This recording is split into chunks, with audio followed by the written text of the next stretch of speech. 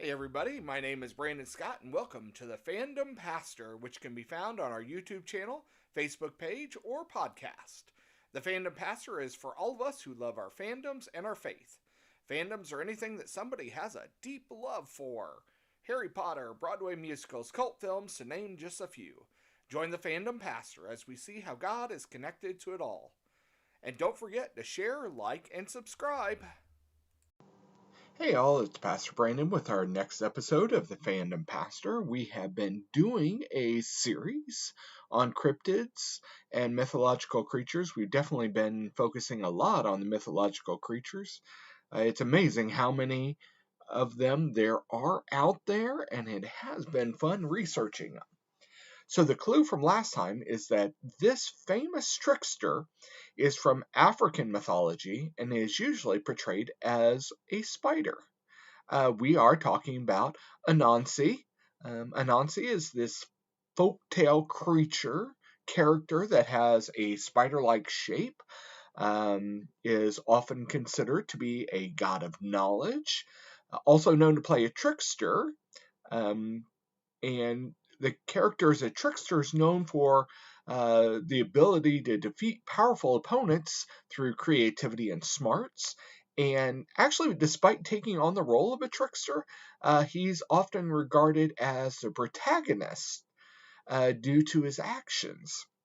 And so when this came up, as I considered what was I going to say about this guy, this critter, this character, this creature, however you want to say it, it reminds me of the verse Matthew 10:16.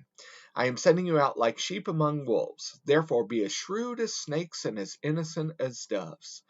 Now I know a lot of people have trouble understanding what was happening in this. Why are we talking about snakes? Because snakes are obviously not seen as good symbols, and then talking about doves as well. And what it was telling us was to use our wisdom. We have a lot of heroes, not only in this mythology, but in other mythologies and other stories, and even Jesus himself, who was kind of tricky, let's be honest.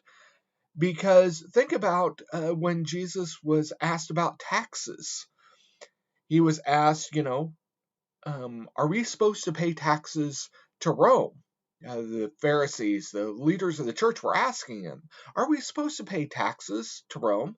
Because if he said yes, then of course the people were not going to, the Jewish people were not going to like him because they didn't like to pay taxes. But if he said no, then the Romans were going to come after him because he was saying, don't give to the Romans. And instead, what he did was he was very shrewd. He was very wise and said, well, whose picture is on it? And of course they said Caesar's, so he said, give to Caesar what is Caesar's, give to to God what is God's. And you know, he wasn't lying, he wasn't deceitful, he was just shrewd. He was uh he was again tricky. Um and nobody would ever call him out and call him evil because he outsmarted people. And sometimes that's what we need to do is we need to be wise enough to know what to say and wise enough to know what not to say. Sometimes we need to simply be silent. Just as when Jesus was asked about the woman who had committed adultery, and the woman was brought before him, and the leaders of the church again asked him, or said, the laws of Moses said we're supposed to stone this woman, and Jesus just was scribbling in the sand, didn't say anything, and eventually people left. Now we don't know what he was writing in the sand, or if he was just doodling, or what, but it does make it interesting to think of all the times that Jesus, in essence, outsmarted people. He wasn't deceitful. He didn't lie. He was just shrewd. And uh, Anansi was the same way. If you read some of the stories in it, you see, yes, he was a trickster, but it was because he was wise. He outsmarted these other things. And that's what we're called to do, is in essence outsmart Satan, outsmart evil, outsmart those who would come at us and say that following Christ is wrong, or outsmarting anything that would lead us away from God and away from Jesus. So just kind of an interesting one. It could easily have gone the other way, but I think it's better to look at this as a guide about being wise. So, next time we continue our series on cryptids and mythological creatures. This is an interesting one for next time. I've never heard of it before until I just found it.